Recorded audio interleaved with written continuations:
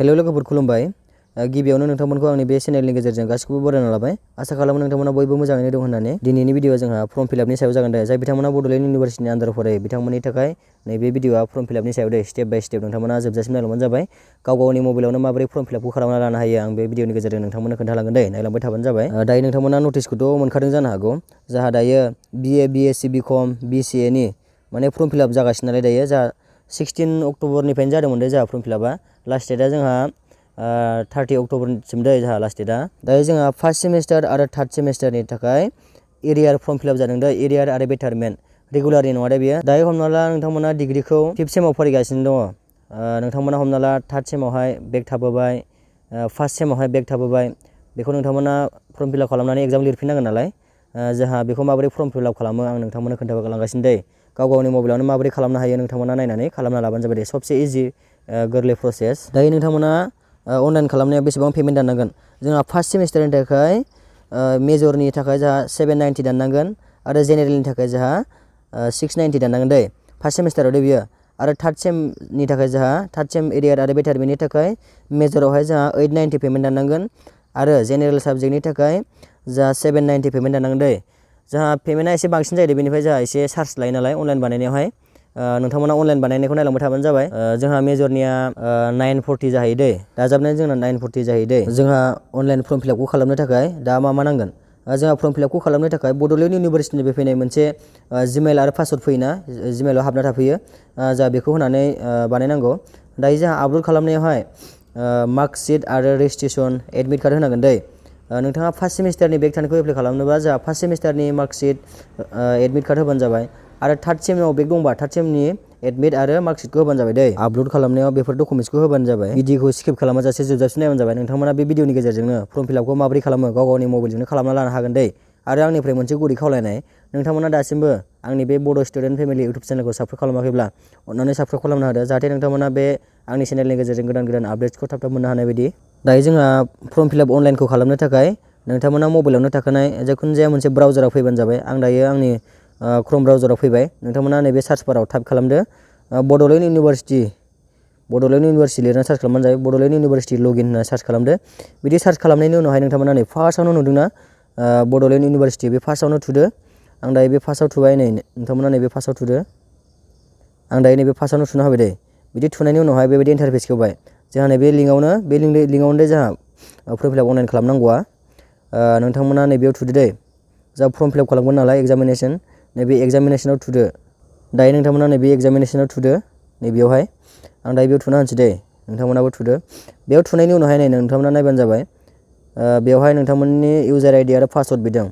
जोंहा user ID पासवर्डआ बयनावबो दंखायो दे बयनावबो थाखायो नोंथांमोना बेयाव इउजार आइडियाव जिमेल होदो नैहाय पासवर्डआ जोंहा जिमेलनि पासवर्ड नङा दे जिमेल सिङाव हाबफैयोना बड'लेण्ड इउनिभारसिटिनिफ्राय मोनसे नोंथांमोना नायबानो जाबाय आं नोंथांमोननो खोन्थाना होनि नोंथांमोना दायो नोंथांमोननि पासवर्डखौ बावबायब्ला नैबे पासवर्डखौ नोंथांमोना बावबायब्ला जेबो सिन्था खालामनांगौ गोनांथि गैया नैबे फरवर्डआव थुबानो जाबाय नोंथांमोना नैबे फरवर्डआव थुबानो नोंथांमोना पासवर्डखौ मोनफिनगोन दे नोंथांमोननि रेजिस्टार जिमेलावहाय पासवर्डआ हाबफैगोन नैबेहाय जिमेलखौ होदो जिमेलखौ होनायनि उनाव नैबे साबमिटआव थुना होबानो नोंथांमोननि रेजिस्टार जिमेलावहाय पासवर्डआ हाबहैगोन दे नोंथांमोना बेबायदिनो पासवर्डखौ फरवर्ड खालामफिननो हागोन दायो इउजार आइडि आरो पासवर्डआ माबायदि जायो नोंथांमोननि जिमेलाव थांनानै नायबानो जाबाय आं माबायदि जायो बेखौ खोन्थानोसै दे नोंथांमोना नैयाव सार्च खालामदो जिमेलाव थांनानै बड'लेण्ड इउनिभारसिटि होनना सार्च खालामदो आं दायो सार्च खालामबाय दे सार्च खालामनायनि उनावहाय नोंथांमोना ओरै एसे स्क्रल डाउन खालामदो बिदि थांनायनि उनावहाय नोंथांमोना नायबानो जाबाय नोंथांमोना नायबानो जाबाय नै बेबायदि लिरनाय थागोन दे बड'लेण्ड इउनिभारसिटि लिरगोन इउजार एक्टिभेसन नायबानो जाबाय नोंथांमोना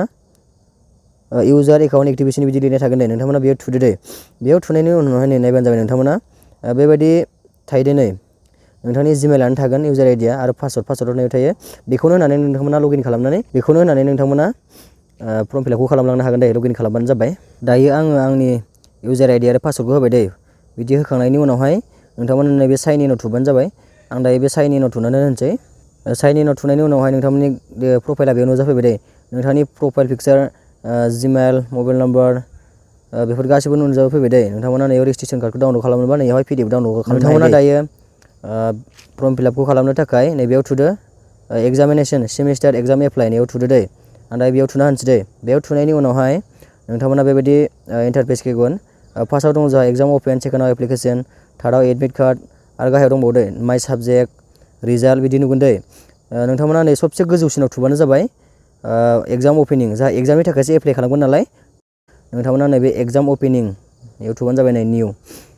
बेयाव थुनायनि उनावहाय बिदि थुनानै होयोबा बेबायदि लडिं जागोन। नोंथांमोना दसे नेबानो जाबाय। बिदि दसे नेनायनि उनावहाय नोंथांमोना बेबायदि नुगोन दै। नोंथांमोना नायबानो जाबाय नै 2022-23 बेच नायबानो जाबाय। आरो कर्सआ जोंहा BA CBCS। नोंथांमोना आरो रेगुलार दिनै रेगुलार फैबाय थानाय। आरो नैयावहाय फार्स्ट सेमिस्टार जा फार्स्ट सेमिस्टारनि थाखाय एरियार आरो बेटारमेन्ट दिनै बियो। आरो नोंथांमोना नायबानो जाबाय नै एग्जाम अपेनिं डेट मालानिफ्राय एप्लाइ जादोंमोन 18 अक्ट'बरनिफ्राय एप्लाइ जादोंमोन दै। जोंहा लास्ट डेटआ 30 अक्ट'बरसिम। नैबे जोंहा फार्स्ट सेमिस्टारनि दिनै बियो। आरो जोंहा नैबे गाहायाव दंबावो नैबे सिरियाल नाम्बार 2 नैबे जोंहा बियो थार्ड सेमिस्टारनि दै। थार्ड सेमिस्टार आरो फार्स्ट सेमिस्टारनि एरियार आरो बेटारमेन्टनि फर्म फिलाप जादों नालाय बेबो जोंहा नायबानो जाबाय नै 2022 आरो 23 बेच। आरो नायबानो जाबाय रेगुलार थार्ड सेमिस्टार आरो एरियार बेटारमेन्ट। जोंहा बिनि लास्ट डेटआबो 30 अक्ट'बराव दै। नाथाय बिनि अपेनिं डेटआ 21 अक्ट'बरावसो अपेनिं जादों। नोंथांमोना दायो माखौ एप्लाइ खालामनो, थार्ड सेमिस्टार ना फार्स्ट सेमिस्टार? थार्ड सेमिस्टारबा नोंथांमोना नैयाव थुदो। गोजौनिया जा फार्स्ट सेमिस्टार नालाय गोजौनि नैबे खथायाव थुबानो जाबाय नोंथांमोना। दायो आङो फार्स्ट सेमनिया बेक दंमोन नालाय फार्स्ट सेमनिखौ आं एप्लाइ खालामना खोन्थानोसै दै। माबोरै खालामो नोंथांमोना नायबानो जाबाय। सिरियाल 1 नाम्बारनिया नैबे फार्स्ट सेमनि दै। ओरै एसे बोना नायबानो जाबाय नोंथांमोना नै फार्स्ट सेमिस्टार। आं दायो फार्स्ट सेमिस्टारखौ एरियार एप्लाइ खालामगोन नालाय एग्जामनि थाखाय नै बेयाव नायबानो जाबाय नै एप्लाइआव थुदो दै। नैबे गोथाङावहाय नैबे निलायावहाय थुबानो जाबाय नै। आं दायो इयाव थुना होबाय दै। बेयाव थुनायनि उनावहाय नोंथांमोना नै इयाव नायबानो जाबाय। इयाव कर्सखौ सेलेक्ट खालामनांगोन आरो साबजेक्टखौ बासिनांगोन नोंथाङा माबे साबजेक्टआव बेक थानाय मानाय। आरो आपल'ड खालामनांगोन जोंहा डकुमेन्टस। आरो जोंहा नोंथांमोना नै गासैखौबो आपल'ड खालामखांनायनि उनावहाय प्रिभिउ नायनो हायो माबाफोर गोरोन्थि जादों नामा फिलआप खालामनायावहाय बेखौ नायग्रोदो। बेखौ मोजां नायग्रोनायनि उनावसो नोंथांमोना पेमेन्ट दानबानो जाबाय दे। पेमेन्ट दानखांबाथाय नोंथांमोना माने एडिट खालामफिननो हाया। जुदि गोरोन्थिफोर जायोबा खालामनो हागोन, नाथाय नोंथांमोना कलेजाव थांनानै एडिट खालामबानो जाबाय दे। कलेजाव थांनानैसो एडिट खालामनो हागोन दे। दानिया जोंहा फिलआप खालामनो थाखाय नायबानो जाबाय बेवहाय BA ओंखारखाबाय। नोंथाङा मेजरबा मेजर ओंखारगोन, जेनेरेलबा जेनेरेलनियाव हनार्स ओंखारबाय मेजर नालाय। दायो नै फार्स्ट सेमिस्टारखौ सेलेक्ट खालामदों नालाय नैयाव फार्स्ट सेमिस्टार ओंखारबाय बेचआ 2022-23। आरो नोंथांमोना नैयाव नायबानो जाबाय नेम अफ द कलेज। नोंथाङा बबे कलेजाव फरायो नैयावहाय सेलेक्ट खालामदो बबे कलेजाव फरायो। आं दायो कलेजनि नामखौ सेलेक्ट खालामसै। नोंथाङा नोंथांमोननिखौ सेलेक्ट खालामदो। दायो आं सेलेक्ट खालामबाय। आरो नैबेयाव सोंदों मिडियाम अफ लेंगुवेज। नोंथाङा मा लेंगुवेजनि माने इंलिस ना एसामिस? जोंहाथ' बर'बाबो इंलिसावसो गोलैखायो नालाय इंलिस होबानो जाबाय। नैयावहाय एग्जाम रल नाम्बार होदो, इउनिभारसिटिखौ होबानो जाबाय दै। UG 126A इदि थालायलायोना गासिखौबो फुल लिरजोबबानो जाबाय दै। आरो नैयावहाय रेजिस्ट्रेसन नाम्बार मोजाङै फिलआप खालामबानो जाबाय दे, जाहाथे गोरोन्थि जाया। दायो आंनि रल नाम्बार आरो रेजिस्ट्रेसन नाम्बारखौ होबाय। गासिखौबो मोजाङै फिलआप खालामखांनायनि उनावहाय सेभ एन्ड नेक्स्टआव थुनानै होबानो जाबाय। आं दायो सेभ एन्ड नेक्स्टआव थुनानै होबाय। बिदि थुनायनि उनावहाय साबजेक्ट सेलेक्ट खालामनायनि अपसन फैबाय दै। नोंथांमोना इयाव मोजां थाल लाबानो जाबाय। इयाव नोंथांमोना लिरनानै होखादों इयर subjects check as back and betterment. Back आरो बेटारमेन्टनि जोंहा टिक मार्क होनांगोन दै। नैयाव नायबानो जाबाय बेक आरो बेटारमेन्ट मोजाङै फिलआप खालामबानो जाबाय।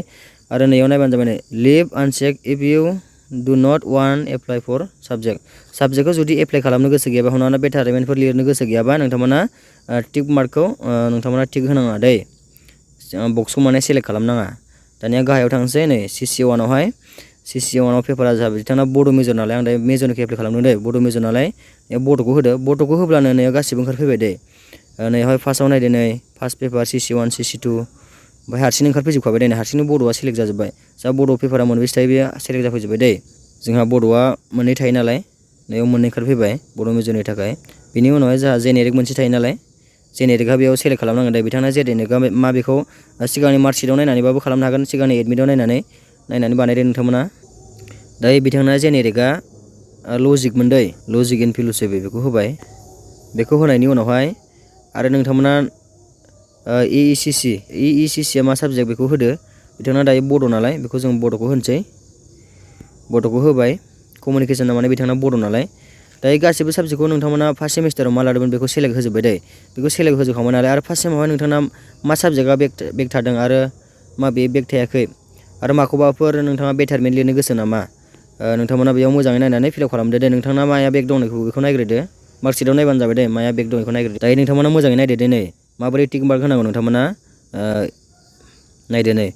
नैयाव CC1 नि थाखाय दा आं नैयाव बड'खौ सेलेक्ट खालामबाय नालाय नैयाव ओंखारफैबाय नै नोंथांमोना मार्कशिटआव फुल नाम थाखायो नालाय बिदिया पेपार टाइटेल नामा नोंथाङा बेयाव नायदो दायो बिथांनिया मोनसेल' बेग थादों नालाय फार्स्ट सेमावहाय बिथांनिया हिस्टरि अफ बड' लिटारेचारावहाय थादों दै बेग थादों नालाय नोंथांमोना नैबेखौ टिक मार्क खालामदों ओरै बेग नैबे बेग नालाय नैबे बेटारमेन्ट ओरै सिदा नैबे बेगनि टिक मार्क नैबे बेटारमेन्टनि दै नोंथांमोना बेगनि फर्म फिलआप खालामगोन नालाय नैबे बेगाव थुना होदो दे नैबे टिक मार्कआव होदो आं दायो नै बेगाव होबाय नैबे दायो जोंहा बेगनि एप्लाइ खालामनाय जाबाय दे नैबे पेपार वानावहाय दायो बिथांना मोनसेल' नालाय नैफोरखौ सेलेक्ट होनांला दे बेना मोनसेल' नालाय बेफोरखौ जेबो सेलेक्ट होनांला माने नैबेफोरखौबो पास जाखानायसो नालाय बेखौ बियो बेटारमेन्टबो लिरनो गोसो गैया नालाय बिथांना मोनसेल' बेग थादों नालाय मोनसेखौल' एग्जाम लिरगोन नालाय दायो बेखौल' खालामबाय दै गुबुन जेबो बाखि जा टिक मार्क होनाय जायासै दै जोंहा बिदिनो फर्म फिलआपखौ खालामनांगोन दै माने फार्स्टआवहाय नोंथाङा फार्स्ट सेमावहाय मा साबजेक्ट लादों गासैखौबो फिलआप खालामग्रोदो नायनानै सिगांनि मार्कशिटआव नायबानो जाबाय साबजेक्ट नामखौ बावबायबा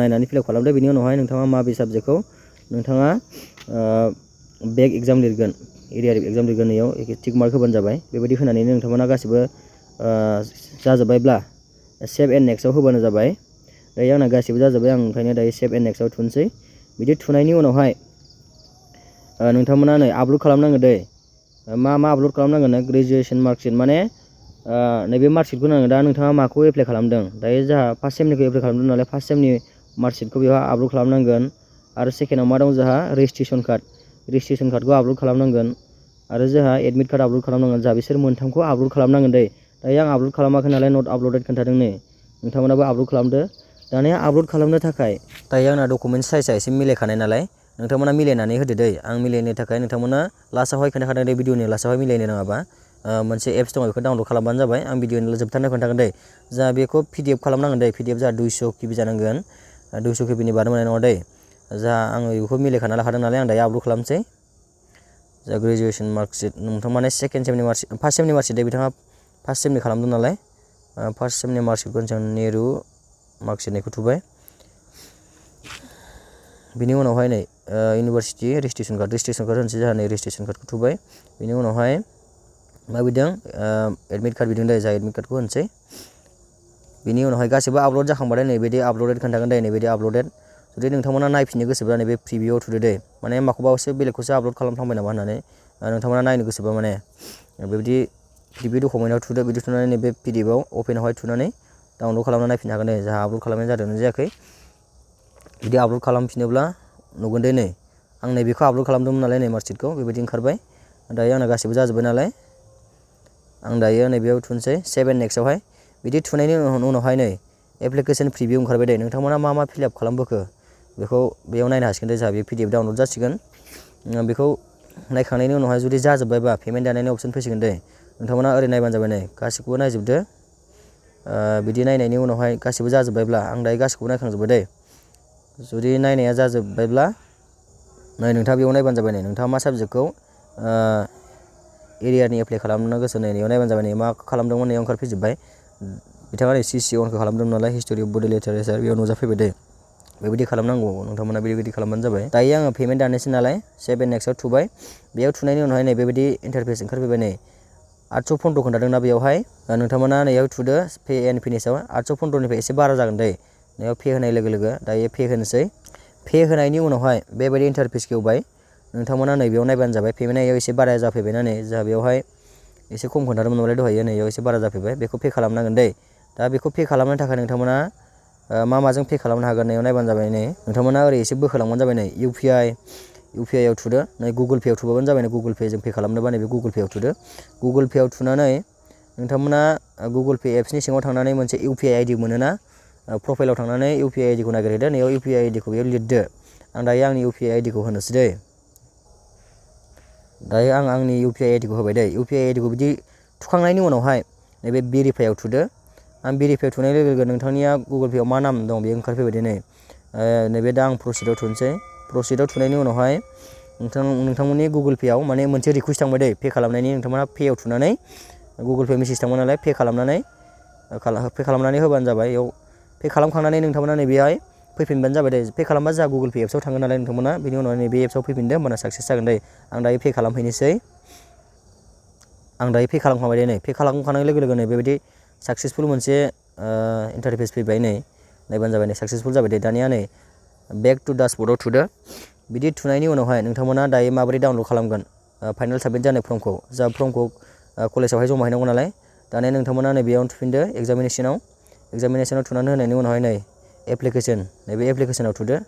एप्लिकेसनाव थुनायनि उनावहाय नोंथांमोना नैयावहाय नुखागोन दे र' लडिं जादों। एप्लिकेसनखौ नोंथांमोना कलेजाव जमा हैबानो जाबाय दे भेरिफाइनि थाखाय। नोंथाङा नै नायाबानो जाबाय। नोंथाङा थारिखखौ नायदो दे। जा दिनै 25 अक्ट'बर नालाय नै जा दानिसो एप्लाइ खालामनो नालाय एरियार बेटारमेन्टनि नै एरियारनि नालाय जायो। नोंथांमोना नैबे एक्न'लेजमेन्टआव थुनानै डाउनलड खालामदो। PDF डाउनलड जासिगोन दे। आं दायो थुनानै होबाय। नै डाउनलड एगेन खोन्थाबाय। डाउनलडआव थुबाय आङो। डाउनलड जाबाय दे नै जा फर्म फिलआप खालामनाया बेबायदि डाउनलड जाबाय दे। नोंथांमोना नै बेवहाय नोंथांनि सिगनेसार होनानै कलेजाव जमा हैबानो जाबाय दे भेरिफाइनि थाखाय।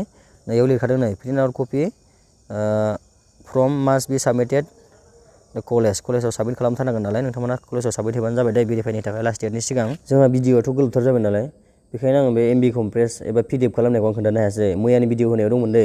मैया भिडिअ होनायनि लास्टथिं नायबानो जागोन नोंथांमोना PDFखौ माबोरै खालामो, माबोरै MB फिसा खालामो, KB फिसा खालामो आं बेखौ खोन्थानो होखानाय दं दे। नोंथांमोना थांनानै बेबायदि खालामहैदो दे। आं दायो भिडिअखौ बेखिनियावनो फोजोबनोसै। नोंथांमोना दासिमबो आंनि बे बड' स्टुडेन्ट फेमिलि इउटुब चेनेलखौ साबस्क्राइब खालामाखैब्ला साबस्क्राइब खालामना होदो। आरो आंनि WhatsApp ग्रुपखौ भिडिअनि डिसक्रिपसनाव होदों दे। नोंथांमोना जइन जानोबा जइन जाबानो जाबाय। आरो माबाफोर सोंनो गोसोबा WhatsApp ग्रुपआवनो आंनि कन्टेक्ट नाम्बारखौ मोनगोन। मेसेज लिरबानो जाबाय माबाफोर सोंनो गोसोबा माबाफोर बुजियाखैबा। आरो कमेन्ट, लाइक, शेयार खालामना होदो। भिडिअखौ जोबजासिम नायनायनि थाखाय गोजोननाय थाबाय। थेंक इउ स' माच।